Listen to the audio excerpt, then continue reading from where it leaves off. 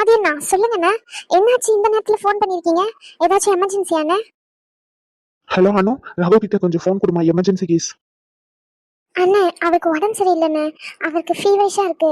2 டேஸா கண்டினியூவா ஷிஃப்ட் பார்த்ததுனால ரேஷ்மாக்கா கிட்டே சொல்லுங்களேன், இன்னைக்கு ஒரு ஷிஃப்ட்டுக்கு வர முடியாதுன்னு சொல்லிட்டு. அவர் ரொம்ப டயர்டா இருக்காருண்ணே, தூங்கிட்டு இருக்காருண்ணே. அனு, அதை விட இங்க சீரியஸான பிரச்சனைமா, கொஞ்சம் அவனை எழுப்புமா ப்ளீஸ்மா, விளையாடிக்கிட்டு இருக்காது நீ.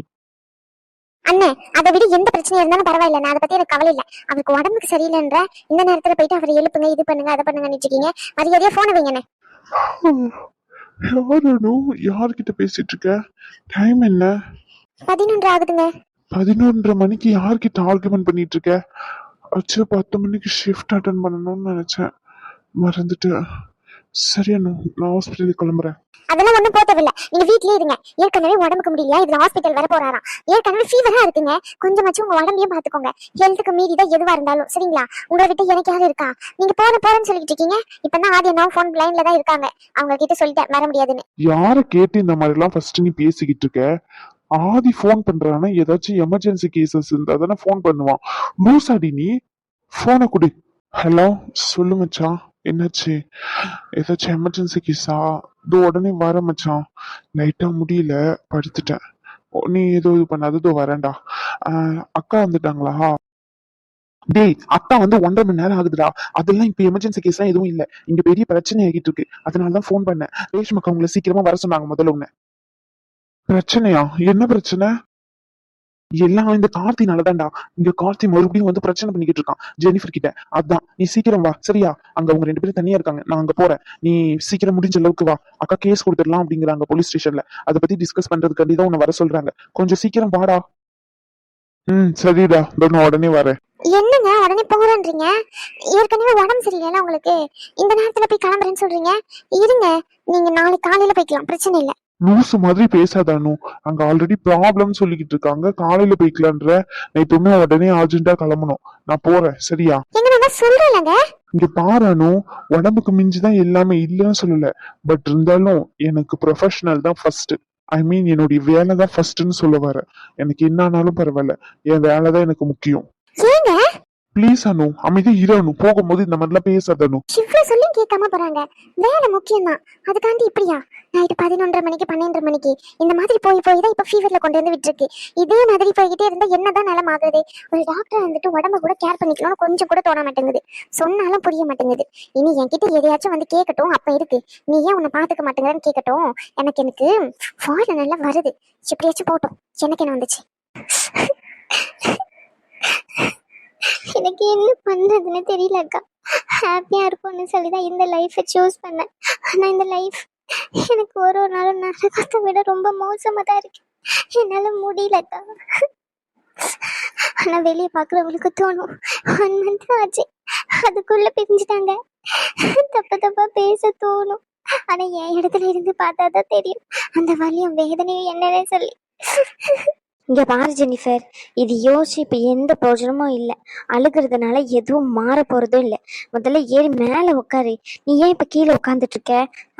எல்லா பிரச்சனையும் சரி பண்ணிக்கலாம். இதெல்லாம் ஒரு ப்ராப்ளமே இல்லை. என் லைஃப் எடுத்துக்கோ, நான் எவ்வளவோ ஃபேஸ் பண்ணிட்டு வந்துட்டேன். இங்கே பார் ஜெனிஃபர், அழுகாத முதல்ல. அவனுக்கு நம்ம இப்படி அழுகிறதுனால தான் இந்த மாதிரி ஆம்பளைங்கெல்லாம் ரொம்ப டார்ச்சர் பண்ணிக்கிட்டு இருக்கானுங்களே தவிர அவனுங்களால ஒரு மண்ணாங்கட்டியும் பண்ண முடியாது சரியா? நம்ம போலீஸ் ஸ்டேஷனுக்கு கம்ப்ளைண்ட் பண்ணி அவனை என்ன பண்ணுறன்னு மட்டும் பாரு. ரகு வரட்டும், கண்டிப்பாக போலீஸை கூப்பிடுவேன். ஹாஸ்பிட்டலோட ரெப்புடேஷன் போனாலும் பரவாயில்ல, அவனை இன்னைக்கு போலீஸ் ஸ்டேஷனில் பிடிச்சி கொடுக்காம விட மாட்டேன். எவ்வளோ அசிங்கமாக பேசினா அதுக்கான சிசிடிவி கேமரா எல்லாமே இருக்கு என்கிட்ட.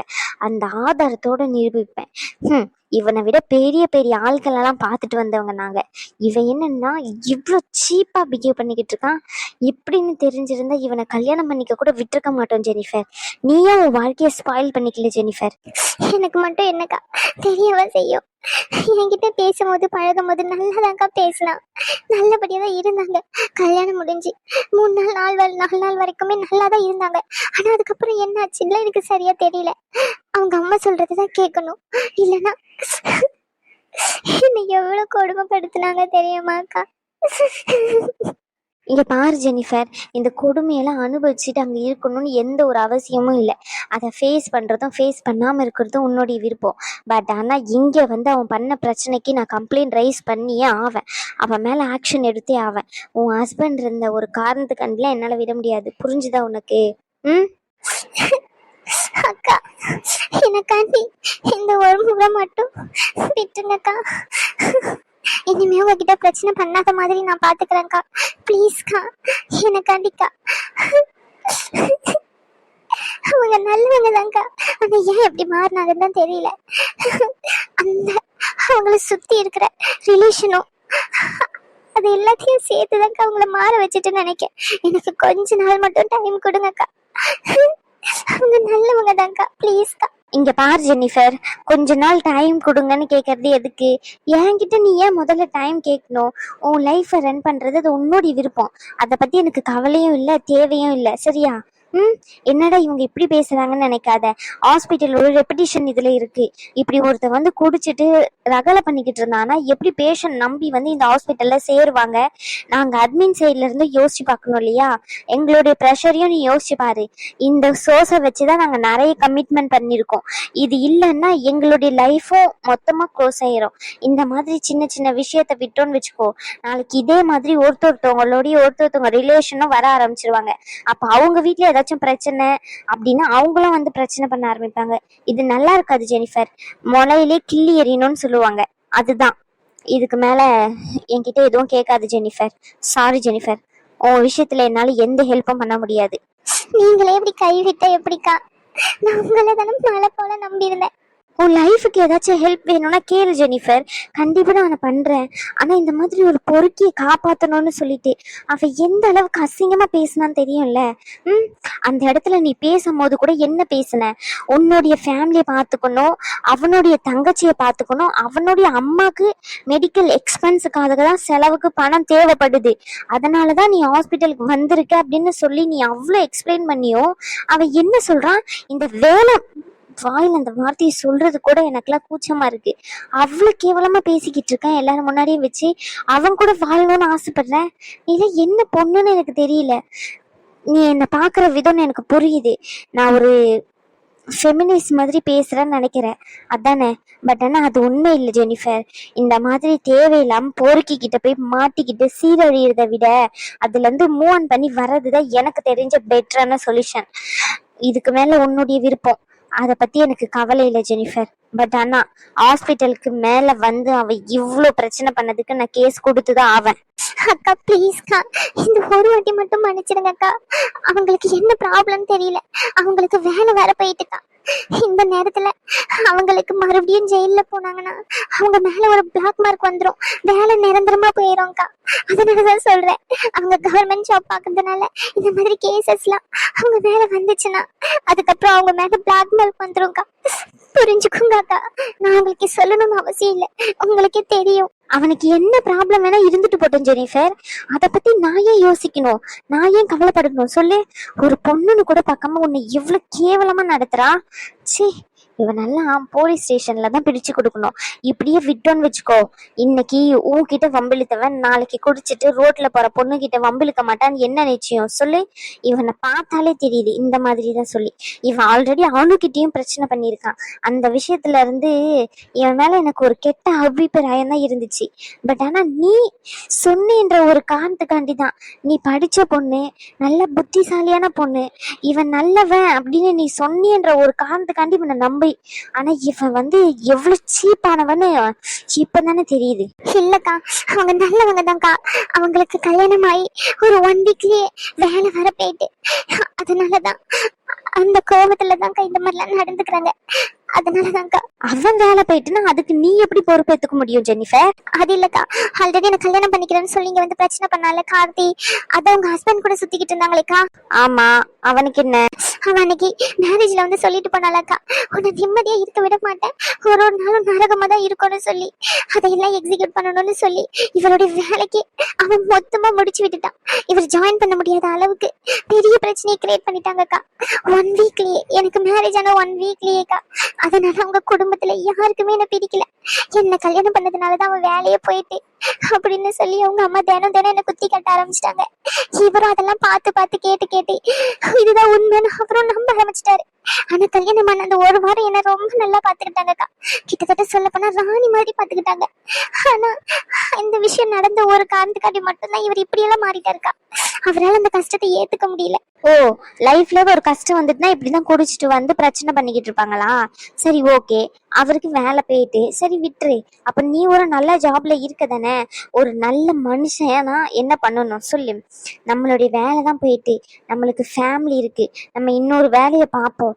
அது வரைக்கும் நம்ம ஒய்ஃப் படிச்சிருக்கா, அவ மூலியமா வர பணத்தை வச்சு வீட்டை ரன் பண்ணுவோம். உனக்கு அது பிடிக்கலையா?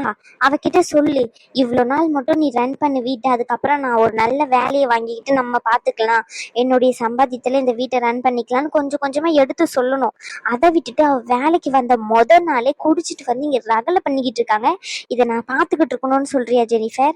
இதெல்லாம் என்னால பொறுமையா கேட்டுக்கிட்டும் இருக்க முடியாது, பார்த்துக்கிட்டும் இருக்க முடியாது ஜெனிஃபர். ரகு வரட்டும், முதல்ல டிஸ்கஷன் பண்ணிக்கிட்டு அதுக்கப்புறம் இருக்கு. என்னதான் ஷேர் வேல்யூ எனக்கு தான் அதிகமா இருந்தாலும் போர்டு மெம்பர் 3 பேரும் தான். நாங்க 3 பேரும் டிஸ்கஷன் பண்ணிட்டு தான் முடிவு எடுக்க முடியும். அந்த ஒரு காரணத்துக்காண்டி மட்டும்தான் நான் பொறுமையா இருக்கேன் ஜெனிஃபர். இல்லைன்னு வச்சுக்கோ, உன் புருஷன் மேல அப்பமே கேஸ் கொடுத்துருப்பேன். ஜெனிஃபர், என்னாச்சு? கீழே உட்காந்துட்டு இருக்க, மேலே ஏறி உட்காரு. இப்ப எதுக்கு வீணா அழுதுகிட்டு இருக்க? அவெல்லாம் ஒரு ஆளுன்னு சொல்லி அழுதுகிட்டு இருக்கியோ?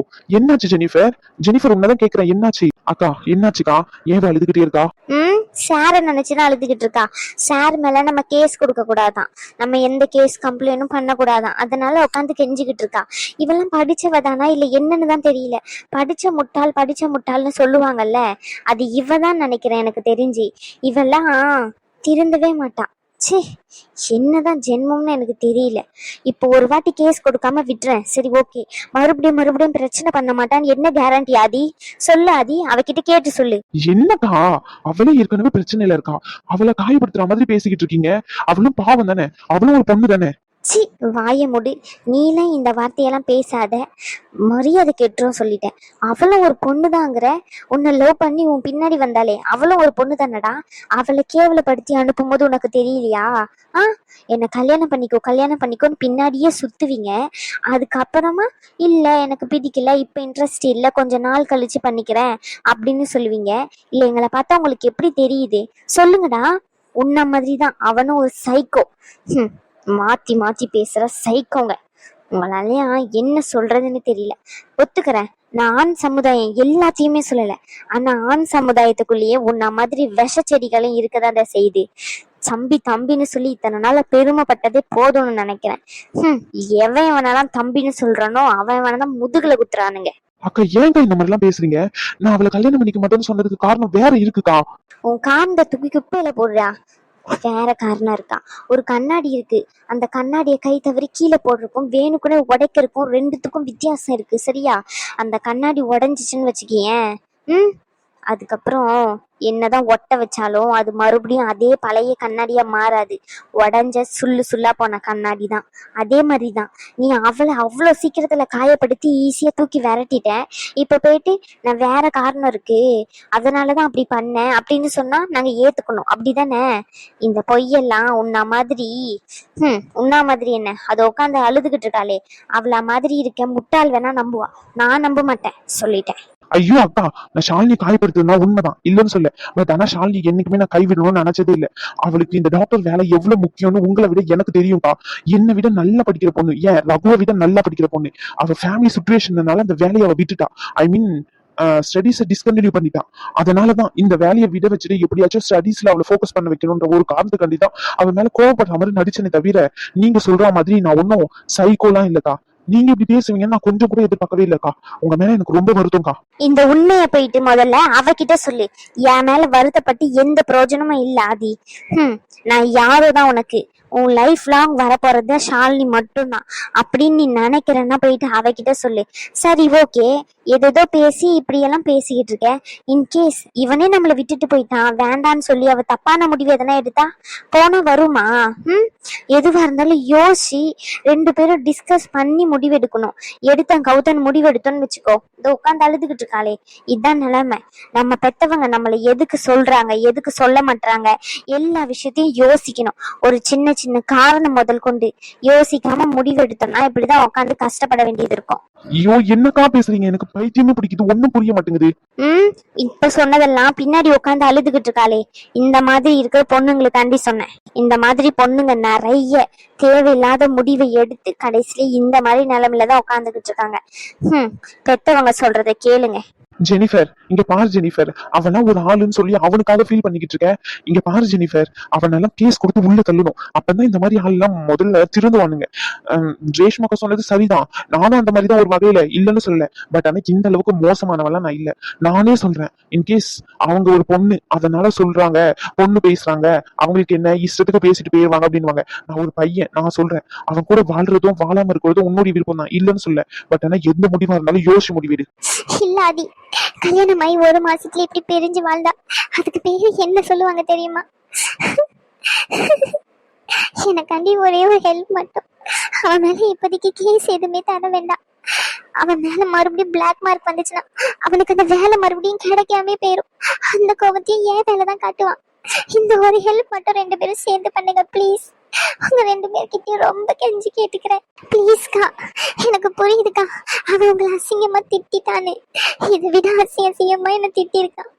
அதுக்கு எல்லாமே பொறுத்து போற ஒரே காரணம் அவன் மாறுவான்றதுக்காண்டிதான். அவன் மாறுவான்ற நம்பிக்கையில தான் எனக்காண்டி ஒரே ஒரு வாய்ப்பு கொடுங்கக்கா. இந்த ஒரு வாட்டி மட்டும் அவன் மேல கேஸ் கொடுக்காம விட்டுங்க. கண்டிப்பா நான் அவனை திருத்தி காட்டுவேன்க்கா ப்ளீஸ்க்கா. ஐயோ ஜெனிஃபர், உனக்கு ஏன்டி புரிய மாட்டேங்குது? இந்த மாதிரி ஆட்கள்லாம் திருந்த மாட்டானுங்கடி. திருந்துற மாதிரி நடிப்பானுங்களே தவிர ஆனா திருந்த மாட்டானுங்க. இந்த மாதிரி ஆள் கூட நான் 5 வருஷம் குடும்பம் நடத்திருக்கேன்டி. அந்த இதுலதான் சொல்றேன். ஷோ, என்ன மாதிரி நிலைமை யாருக்குமே வரக்கூடாதுன்னு நினைச்சேன். ஆனா என் கூட பிறக்காத தங்கச்சியா நினைச்சேன் உன்னை. உனக்கு இந்த மாதிரி நிலைமை வரும் நான் நினைச்சு கூட பார்க்கல. எனக்கு மட்டும் ஆசையே என்ன, என் தங்கச்சி புருஷனை கொண்டு போய் ஜெயில உட்கார வைக்கணும்னு. இந்த மாதிரி இருக்கிறவனுங்களெல்லாம் விட்டோம்னா இவனுங்க இன்னும் மோசமா தான் பிஹேவ் பண்ணுவானுங்களே தவிர அவனுங்க திருந்தவே மாட்டானுங்க. ஜெனிஃபர் புரிஞ்சுக்கோடி. இல்லக்கா வேண்டாம்க்கா, ஒரே ஒரு வாட்டிக்கா. ஆதி, நீ ரகுக்கு ஃபோன் பண்ணியா இல்லையா? அவன் வரேன்னு சொன்னானா இல்லையா? ஆமாக்கா, ரகுக்கு ஃபோன் பண்ணேன். அவனுக்கும் உடம்பு சரியில்லைன்னு நானும் சொல்லிக்கிட்டு இருந்தாங்க. இருந்தாலும் அவன் பேசும்போதே பாதிலே எழுந்துட்டான் போல. அவன் என்கிட்ட ஃபோன் வாங்கி நான் வரேன் வெயின்னு சொல்லிட்டான். சரி ஓகே, எதுவா இருந்தாலும் அவன் வந்ததுக்கு அப்புறம் டிஸ்கஸ் பண்ணிக்கலாம். 3 பேரும் டிஸ்கஸ் பண்ணிட்டு அதுக்கப்புறம் பேசிக்கலாம் எந்த டிசிஷனா இருந்தாலும். சரி ஓகேக்கா. அந்த எமர்ஜென்சி கேஸ் என்னாச்சு? சர்ஜரி முடிச்சிட்டீங்களே அது? இப்போதைக்கு அந்த பாப்பாக்கு எந்த பிரச்சனையும் இல்லக்கா. அவங்க அம்மா கிட்ட எந்தெந்த மாதிரி மெடிசன் எல்லாம் எடுத்துக்கணும்னு எல்லா டீட்டெயிலும் சொல்லிட்டாச்சு. அதனால நம்மளுக்கு எந்த ஒரு ப்ராப்ளமும் இல்லை. அதெல்லாம் பிரச்சனை இல்லக்கா. இப்போதைக்கு இன்னொரு எமர்ஜென்சி கேசஸ் இருக்கு. அந்த பேபி இஷ்யூனால ஒருத்தவங்க வந்திருந்தாங்க இல்லையா, அபார்ஷன் ஆயிட்டுக்கா அவங்களுக்கு. அபார்ஷன் ஆயிட்டா? அவங்க பேபி நல்லா தானே இருந்துச்சு. ஹேண்டில் யாரு பண்ணது? ராம்குமார் தாங்க பண்ணிக்கிட்டு இருந்தாரு. அவர் கரெக்டான மெடிசன் எல்லாமே பிரிஸ்கிரைப் பண்ணி தான் இருக்காரு. நானும் எல்லாமே பார்த்தாச்சு. ப்ரொஜெக்ஷன்ல இருந்து எல்லாமே ப்ராப்பரா கொடுத்துட்டு தான் இருக்காரு. பட் ஆனா அவங்க கர்ப்பப்பை வாய் ரொம்ப வீக்கா இருந்ததுனால பேபி அபார்ஷன் ஆயிட்டு. ஷிட். அவங்க 10 இயர்ஸ் வரைக்கும் வெயிட் பண்ணாங்கல்ல இந்த ஐவிஎஃப்காக. ஆமாக்கா, நிறைய செலவு பண்ணிட்டாங்க. பட் ஆனா இதுதான் லாஸ்ட் ஓப்பன் சொல்லி செலவு பண்ணதுல இதுவும் போயிட்டு. ரொம்ப கஷ்டமா இருக்கு. ஆனா எனக்கு இந்த சமுதாயத்து மேல ரொம்ப கோவம் ஆதி. ஏங்கா? இல்ல ஆதி, ஒரு விஷயம் வேணும் வேணும்னு சொல்லி தவங்க இருக்காங்க. ஆனா அவங்களுக்கெல்லாம் இந்த குழந்தை வரம் கிடைக்க மாட்டேங்குது. ஆனா நிறைய இடத்துல இந்த குழந்தைய தப்பான வழியில பெத்துக்கிட்டு அதுங்களை குப்பை தொட்டியில எடுத்துட்டு போய் போட்டுட்டு அந்த குழந்தையோட வாழ்க்கை என்ன ஆகும் ஏதாகும்னு கொஞ்சம் கூட யோசிக்காம அவங்க பாட்டுன்னு அந்த லைஃபை மூவ் ஆன் பண்ணிட்டு போயிடுறாங்கல்ல. அதுக்கு பதிலாக அந்த குழந்தைய ஆசிரமத்துல கொடுத்தா கூட இந்த மாதிரி குழந்தை இல்லாதவங்க வளர்த்திப்பாங்கல்ல. கரெக்ட் தான்க்கா, இல்லைன்னு சொல்லல. ஆனா குழந்தை இல்லாதவங்க யாருமே உடனே போயிட்டு ஆசிரமத்துல போய் தத்தெடுத்துக்க மாட்டாங்கக்கா. குழந்தை இனிமே நம்மளுக்கு பிறக்காதுன்னு தெரிஞ்சதுக்கு அப்புறம் தான் போவாங்களே தவிர அது ஃபர்ஸ்டான ஆப்ஷனா இருக்கவே இருக்காது. அது லாஸ்டான ஆப்ஷனா மட்டும்தான் இருக்கும் இந்த உலகத்துல. அவங்களுக்கு தேவையானது அவங்க ரத்தத்துல இருந்து வர ஒரு குழந்தை. அதை நம்ம குறை சொல்ல முடியாதுல்ல ஆதி. அவங்க உறவுல இருந்து வர ஒரு புதிய உயிரா இருக்கணும்னு நினைக்கிறாங்க. சரி ஓகே, இத பத்தி பேசி என்ன ஆகுது? சரி ஓகே, அது ஃபர்தரா என்ன ட்ரீட்மெண்ட்டோ அதை பார்க்க சொல்லு. ஜூனியர் யார் யாரெல்லாம் வந்திருக்கா நைட் ஷிஃப்ட்டுக்கு? அக்கா ஜூனியர் யாருமே சரியா இன்னும் வரலக்கா. மார்னிங் ஷிஃப்ட் அட்டன் பண்ணிட்டு போயிடுறாங்க. நைட் ஷிஃப்ட்டுக்கு யாருமே ப்ரிஃபர் பண்ண மாட்டேங்கிறாங்க. ஏன் நைட் ஷிஃப்ட்டுக்கு ப்ரிஃபர் பண்ண மாட்டாங்க? நீங்க 2 பேரும் பேசுனீங்களா இல்லையா அட்மின் கிட்ட, ரகுனியோ? அக்கா நாங்க அட்மின் கிட்ட பேசியாச்சு. பட் ஆனா ஜூனியர் இப்போதைக்கு எங்களால நைட் ஷிஃப்ட் அட்டன் பண்ண முடியாதுன்னு ஸ்டபானா சொல்லிட்டாங்களாம். அப்ப அவங்கள வேலையை விட்டு தூக்கிடுங்க. இந்த மாதிரி ஸ்டபானா சொல்றவங்கள வச்சு நம்ம எதுவும் பண்ண முடியாது. ஆல்ரெடி டாக்டர்ஸ்க்கு இங்க கம்மியா தான் இருக்காங்க. இந்த நேரத்துல இந்த மாதிரி பிடிவாதம் பிடிச்சுக்கிட்டு இருந்தா எப்படி? அதான்க்கா பிரச்சனையே. புதுசா வேகன்சிக்கு ஆள் எடுக்கவும் இல்ல. இருக்கிறவங்கள நம்மள அவ்வளவு சீக்கிரமா அனுப்பவும் முடியாது. அப்படி அனுப்பணும்னா ஹாஸ்பிட்டலுக்கு தான் ரிஸ்க். அதுவும் கரெக்ட் தான். சரி ஓகே, ரகு வந்ததுக்கு அப்புறம் பேசிக்கலாம். ஷோ கடவுளே, இன்னும் அடி எழுதுகிட்டு இருக்கேன். ரகு வந்ததுக்கு அப்புறம் கேசஸ் கொடுக்க கூடாது அப்படின்னு நானே ஏதாச்சும் ட்ரை பண்றேன். விடு, அழுகாத ப்ளீஸ், அழுகாத. ஜெனிஃபர் வா மச்சான். என்னடா இவ லூசாடா இப்படி உட்காந்து அழுதுகிட்டு இருக்கா? பைத்தியமா இருப்பாளா? இந்த மாதிரி பொண்ணுங்க இருக்கிறதுனாலதான். ச்சே. சார், என்ன ஜெனிஃபர், உங்களுக்கு இவ்வளவு சப்போர்ட்டிவான ஹஸ்பண்ட் கிடைச்சிருக்காரு. பிரச்சனைன்னு சொன்ன உடனே அடுத்த நிமிஷம் வெளியே வந்து உட்கார்ந்துகிட்டு இருக்காரு உங்களுக்காண்டி. அதையெல்லாம் நீங்க பொருட்படுத்தாம இங்க உட்கார்ந்து அழுதுகிட்டு இருக்கீங்க. என்ன ஜெனிஃபர் நீங்க என்ன சொன்ன? சப்போர்ட்டிவான ஹஸ்பண்டா? ஆமாடா, அத வெளியே உட்கார்ந்துகிட்டு இருக்காரு கார்த்தி. அந்த கார்த்தி தானே இவங்கிட்ட ஏற்கனவே பிரச்சனை பண்ணானே, அந்த என்கேஜ்மெண்ட் எல்லாம் முடிச்சு அந்த கார்த்தி தானே வந்து பிரச்சனை பண்ணா. ஷோ கடவுளே, இங்க பிரச்சனை பண்ணது யாருன்னே தெரியாதா உனக்கு?